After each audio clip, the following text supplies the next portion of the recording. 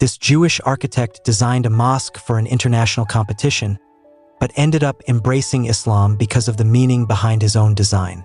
In the world of architecture, every line is not just decoration, every shape not merely aesthetics.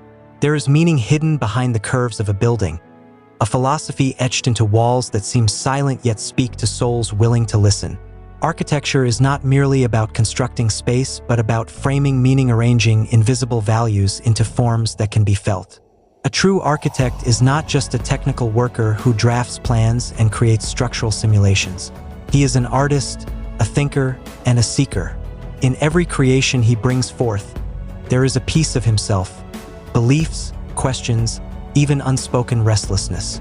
And sometimes, without realizing it, his own work can become a path for him to discover something greater than form truth itself. This story is not fiction. It is the true story of a Jewish architect from Tel Aviv, Israel, named David Eliezer Stein. He was no ordinary man. At 42, he was already a respected name in contemporary architecture across the Middle East and Europe. A visual thinker, designer of synagogues, museums, and cultural buildings praised for the depth of their symbolism. Yet, who would have thought his life journey would change completely, not because of a new architectural theory, nor international awards, but because of one building, a mosque. It all began with an invitation to an international competition. An email arrived from a colleague in the United Arab Emirates inviting him to participate in the design competition for a grand mosque in Abu Dhabi. An ambitious project promised to become one of the icons of modern Islamic architecture of this century. A golden opportunity for anyone wanting to carve their name into history. But for David, who was Jewish by background and had even distanced himself from religion since youth, that offer sounded strange. A mosque? I'm Jewish, and not even religious anymore, he said softly, half joking, as he read the email. He shook his head, smiling slightly. However, like many architects, the allure of challenge, art, and honor made it hard to refuse. Moreover, the grand prize and global exposure made him reconsider. For him, this was not about Islam. It was about design, about beauty, about form. But what he did not expect was that this journey would slowly unveil other layers in his life.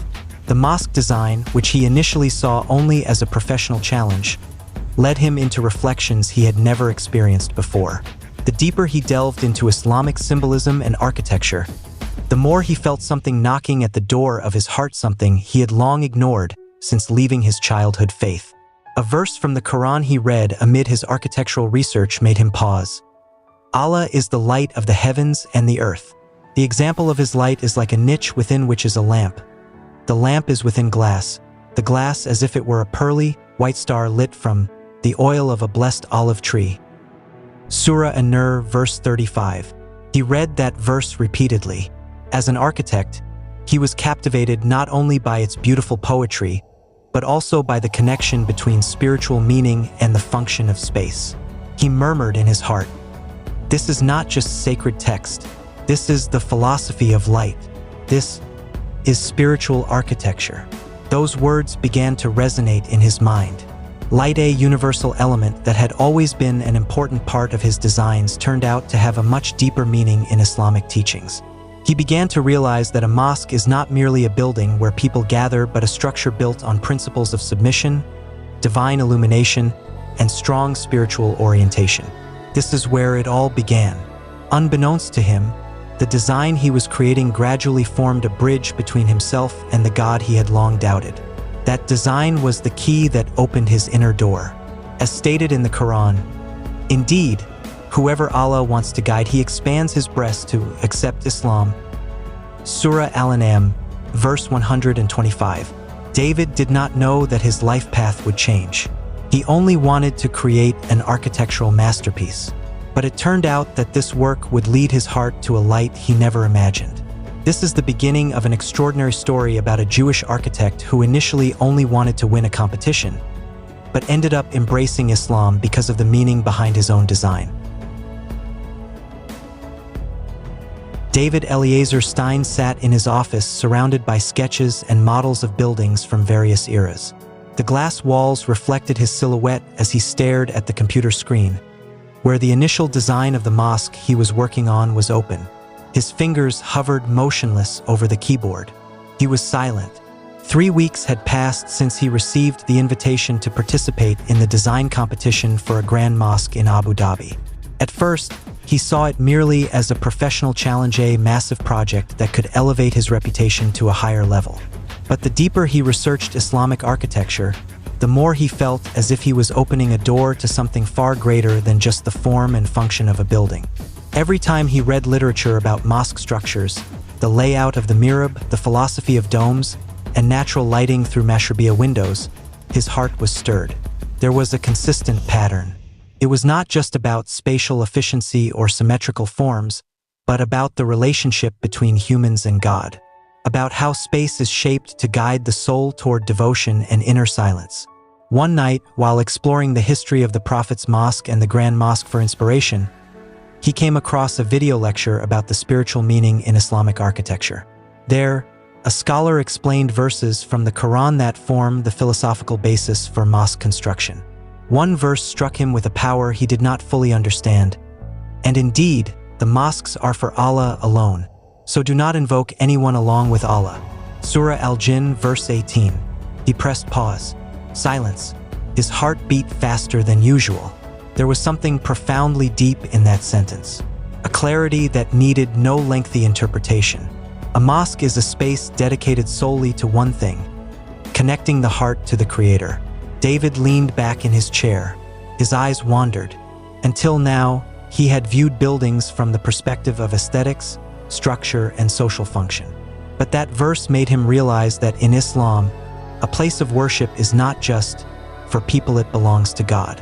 Every corner must lead to sincerity and submission. In his personal journal that night, he wrote, "Today I read a verse that made me stop drawing. For the first time in my life, I felt that space could speak not only to the eyes but to the heart. And I asked myself, is this what spirituality means? And why do these words feel so honest?" He began to delve deeper. He studied the knowledge about the Qibla, the direction of the Kaaba that Muslims face during prayer worldwide.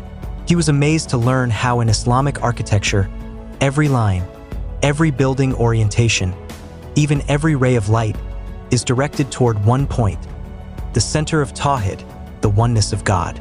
For him, this was not just a design concept. It was like a voice from another dimension telling him, "Look deeper, David. This is not just about a building. This is about truth." A few days later, while observing his mosque design in 3D software, he added a light element coming from the east. As the simulation ran and the light illuminated the mihrab area, he was stunned. The shape of the light resembled a symbol he had seen in a dream, a circular, focused form, as if pointing the way home. He was silent, shivering. At that moment, his mind drifted to another verse he had read. "Then do they not look at the camels, how they are created, and at the sky, how it is raised?" Surah Al-Ghashiyah, verses 17 and 18. This verse was not just about camels or the sky. It was an invitation to think, to reflect on God's creation, and from there to see order, design, and majesty that could not be the result of chance. David remained silent for a long time that night. He began to ask himself, if architecture can reflect belief, then what kind of belief inspires a society to build such a beautiful building with such deep meaning and with such a strong purpose? And why, in every research I do I feel like I am rediscovering myself? That morning, David Eliezer Stein sat in a garden near Columbia University, where he had once been a guest lecturer in architectural aesthetics. Spring was beginning to show itself. Flowers were blooming. The air was still cold, but sunlight pierced through the branches of trees not yet fully leafed. In his lap lay an open book, The Spirit of Islamic Architecture by Titus Burkhardt. It was not a technical book, but a spiritual study on how buildings in Islam are manifestations of Tawhid, the oneness of Allah in visual and spatial form. Each page made his chest tremble, as if he had found something he had long been searching for. He looked up at the sky. "Is this the path you are showing me, God?" he murmured softly. David grew up in a devout Ashkenazi Jewish family. He studied the Torah, participated in Shabbat celebrations, and loved his family's values. But as he matured and delved into the world of art and architecture, he began to question many things about divinity, about the role of humans, about the meaning of life. However, what he felt recently was different. It was not merely intellectual curiosity. There was a gentle but strong pull in his heart, a peace he had never found, even in his own religious rituals. That day, he decided to meet an old colleague, Dr. Samir Khan, a Muslim professor in the architecture faculty who was also known as the author of the book Geometry and God, Sacred Design in Islam. They met at a small cafe in Manhattan. David said, "Samir, I've read a lot about Islamic architecture, about how light, direction, and space can shape spiritual experience. But what I feel now is more than that. It's as if I'm being drawn into something I can't explain." Samir smiled gently and said, "Maybe because Islamic architecture does not just shape space, David, it also shapes the soul. It invites us to face, remember, and submit to the One." David said, I once read a verse that says, "On the earth are signs for those who have certainty. I can't forget it." Samir replied, "You remember an extraordinary verse. It's from Surah Ad-Dariyat, verses 20 to 21. And on the earth are signs for the certain in faith and within yourselves. Then will you not see?" David, bowing his head softly, said, "I feel like I'm seeing those signs, Samir, but am I allowed? I mean, I'm not Muslim." Samir said, "Islam is not about lineage, not about blood. It is an invitation to worship Allah, the one without partners. And whoever testifies to that, he is part of us." Those words struck deep. In the following days, David began an unplanned routine, waking early just to listen to Quran recitations, watching documentaries about Islamic history, and most surprisingly crying while listening to Surah An-Nur, verse 35. Allah is the light of the heavens and the earth. For him, that verse was like an answer to his entire journey as an architect. All this time, he had sought light in design, in the harmony of forms, in the play of shadows and silhouettes. But it turned out, true light does not come from stained glass windows or golden domes, but from the God who created that light himself. Every night, he opened his journal and wrote things he could not tell anyone. He began writing prayers, though he did not yet know any Islamic prayers by heart. His prayers were simple but sincere. "O God, if this is your truth, then do not let me turn away. Open my path. Do not let me be just an outsider admirer.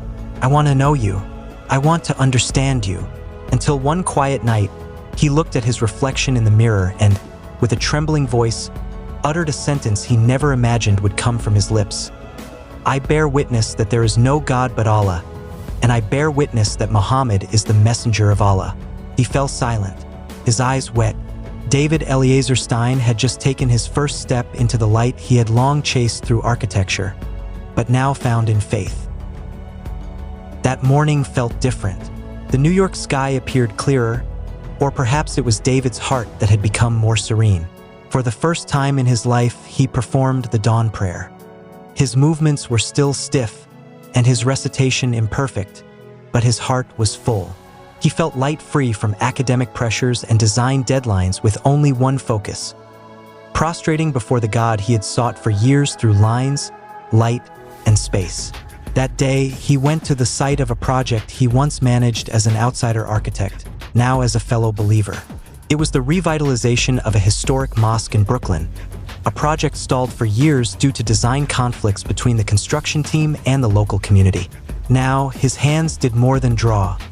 He prayed before opening his sketchbook.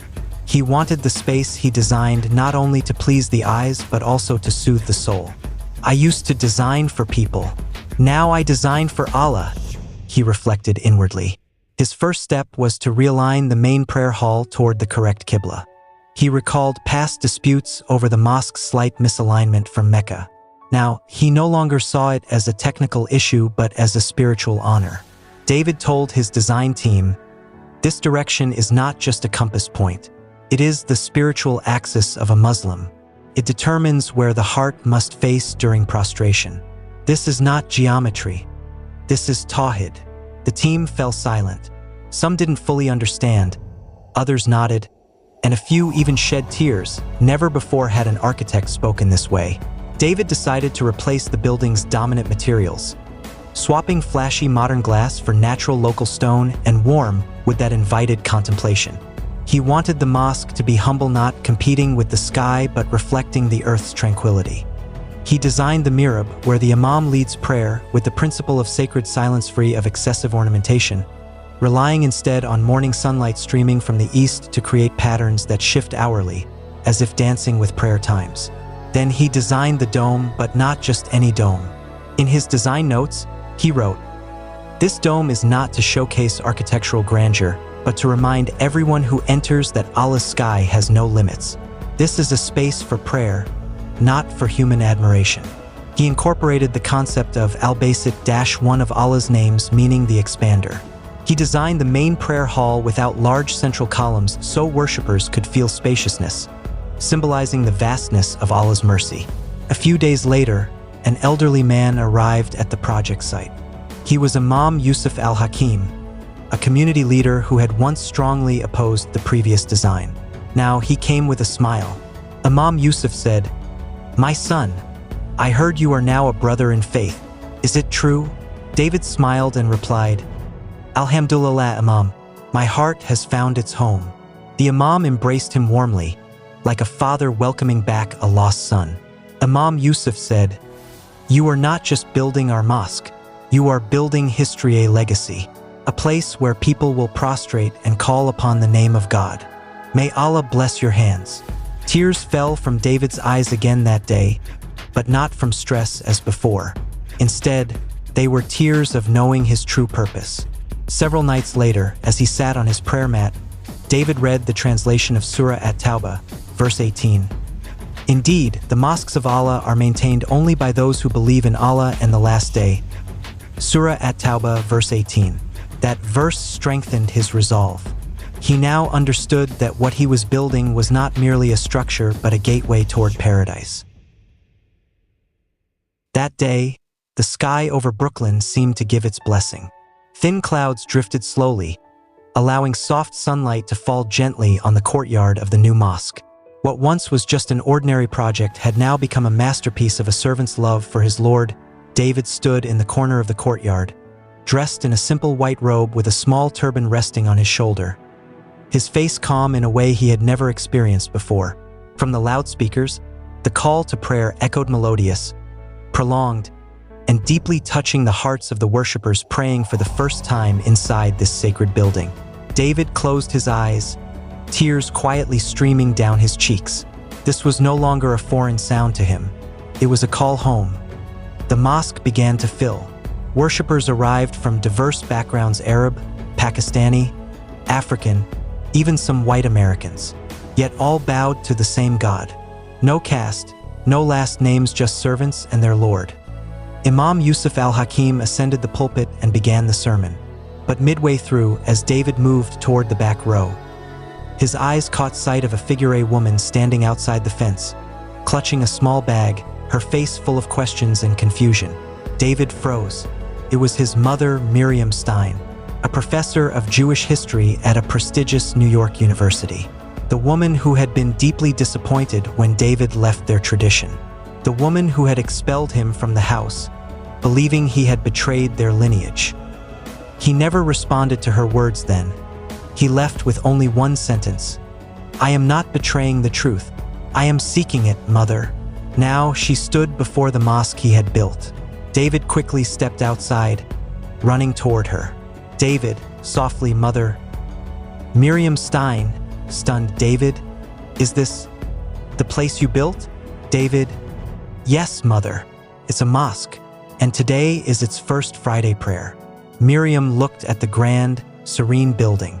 Her eyes swept over the mihrab glowing with natural light, then the large dome, modest yet awe-inspiring, and then to her son, once stubborn and proud, now gentle and peaceful. She said, "You look peaceful." David, smiling faintly, "For the first time in my life, mother, I am truly at peace." Miriam was silent. No words came, but she entered the mosque grounds, sat at the back, watching from a distance. She was not yet ready to join the prayer, but she knew one thing: her son had found God. After the prayer concluded, Imam Yusuf returned to the pulpit. His voice trembling, he said, "Today, this mosque is not only opened for prayer but for history, because its architect, who once saw Islam as an object, now stands here as our brother. Let us pray that Allah blesses him, strengthens his faith, and makes this mosque a light for Brooklyn and the world." A resounding Amin echoed from hundreds of worshippers, and David could only prostrate. He remained in sujud for a long time, his shoulders shaking, his prayer mat damp.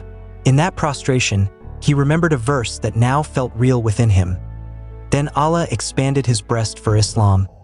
Surah Al-An'am, verse 125. Several weeks had passed since the first Friday prayer at the mosque David had built. The mosque had since become a lively place, not only because of its beautiful architecture, but also because of the peace that felt so real within its walls.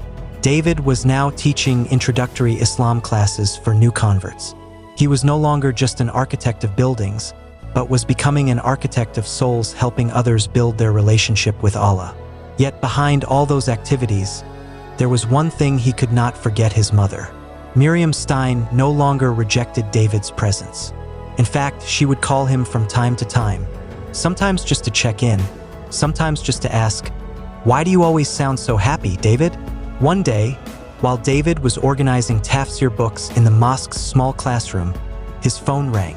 It was a call from his mother. David said, "Assalamu alaikum, Mom." Miriam, after a pause, said, "David, I want to be honest." David, curious, replied, "What is it, Mom?" Miriam softly said, "I've been reading the Quran for 2 weeks now, an English translation. I borrowed it from the library." David didn't answer right away. His eyes filled with tears, his voice choked. David said, "Subhanallah, Mom, why did you start reading it?" Miriam replied, "Because I see you've changed. And not just that. I see something in you that I've never found in rabbis, in church, or in philosophy classrooms. Serenity. And when I opened the Quran, I read this verse." Miriam took a slip of paper from her notebook. She read softly, "And we are closer to him than his jugular vein." Surah Kaf, verse 16. That verse, David, it pierced me, as if Allah really is close. Closer than my own thoughts. David held his breath. He sat down slowly, as if his body could not bear the emotion. David, voice trembling, said, "Mom, you know, that's the verse that made me prostrate for the first time." Both were silent on the phone. No one spoke, but their hearts said so much. A few days later, Miriam came to the mosque, not as a visitor, but as a student. She requested a small women's room so she could follow the introductory Islam class privately. She sat in the back row, bringing her notebook and an open heart. After class, she approached David. This time, not with a hesitant face, but with a deep, searching look. Miriam said, "David, why does God in Islam not need a child?" David smiled. He knew this wasn't just a theological question. It was the inner struggle of a mother beginning to seek the truth, just as he once did. David replied, "Because in Islam, God is perfect. He is neither born nor gives birth. As written in Surah Al-Ikhlas, say He is Allah, the One, Allah, the eternal refuge. He neither begets nor is born, and there is nothing comparable to Him." Surah Al-Ikhlas, verses 1-4. Miriam nodded gently, her hand holding the page of that surah. Miriam said, "I need time, David, but I feel like I'm standing at the same gate you once did." David answered in a very soft voice, "That door is open, Mom, always open."